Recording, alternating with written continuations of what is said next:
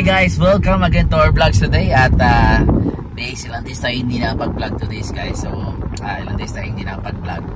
So fortunately, so marami na nagtatanong naman bakit hindi ako nakapag-upload ng mga video ng latest video nga. So ngayon, mag-vlog tayo ngayon. At of course, hindi magbabago natin ang ating today's video. Siyempre, makikain tayo ulit. And then ginagawa ko si kumpare ko at yun, may niluto nga siya ng tinolang manok. At ang hinalo niya sa tinolang manok is papaya and then dahon ng sili. So sarap yun guys. At pinagmalaki niya pa sa akin para matikman ko ito yung masarap niyang luto. So tingnan natin kumpare ko talaga masarap na talaga luto mo. At pinagmamalaki niya daw talaga, pinagmamalaki niya sa akin, tinawagan ko siya kanina. So ngayon pupunta namin siya at para matikman natin yung masarap niya talagang tinolang manok. Pero guys, actually masarap ang native, ang number one na tinola is native chicken. Actually sa Saudi, sa Riyadh, lalo sa Riyadh, you can buy native chicken guys. Meron available dito. May mga selected location dito na nakakabili ka ng buhay na native chicken actually.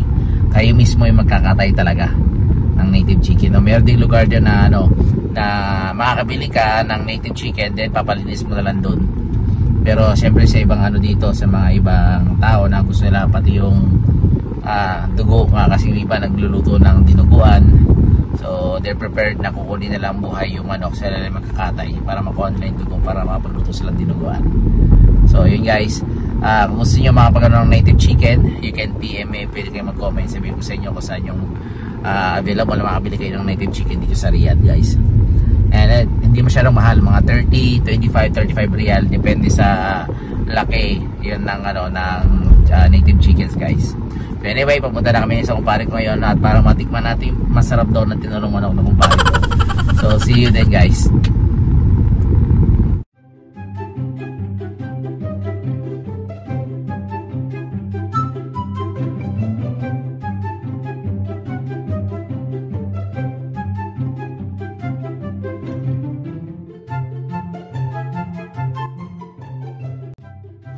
Okay guys, pumunta na kami ngayon. Ito na yun. At sa mga nakakalam sa lugar na to guys, ito yun, sa kumpare ko. The last time I had ng vlog, pumunta na kami dito. Siya yung naglibre ng McDo guys. So ito yung accommodation nila. Pinakamaga. Bumaha guys. Sana all. Dito yung kitchen nila. And yung room nila dito, yung room nila. Ayan. So guys, ito na yung lamesa. Nag-prepare na guys.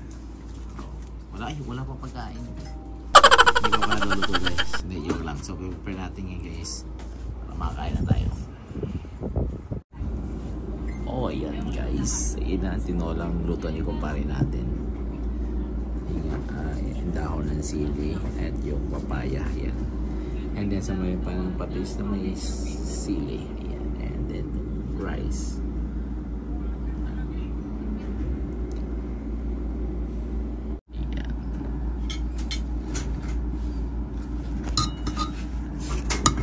Yung cameraman ako, wala yung cameraman natin guys kakain ito yung cameraman natin.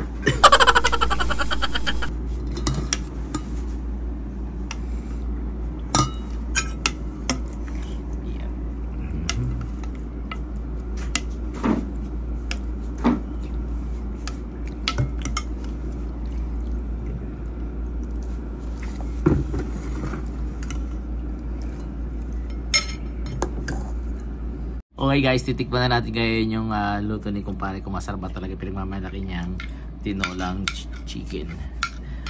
Guys, hindi ito native na. Sama natin naman. Soy, mga nasoy. Nagpray na tayo kanina guys. So, tikman natin.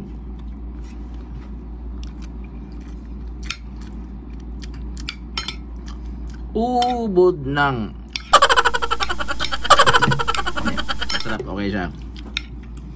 Wala lang tayo choice kumpare kasi nakikain tayo eh.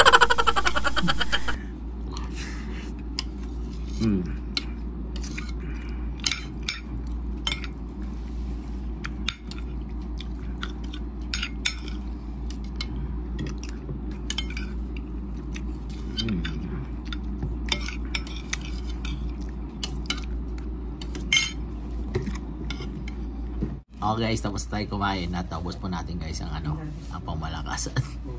Natin na lang muna kung yung bari natin. Yan guys, ubos na ubos. So it means masarap daw talaga. Yan, marami mo to guys. Yan ang guys, konti na lang natin na. Ayan. Okay guys, thank you once again for all viewers out there. Thank you for all the supporters natin. Thank you and see you again once again sa next vlog natin guys.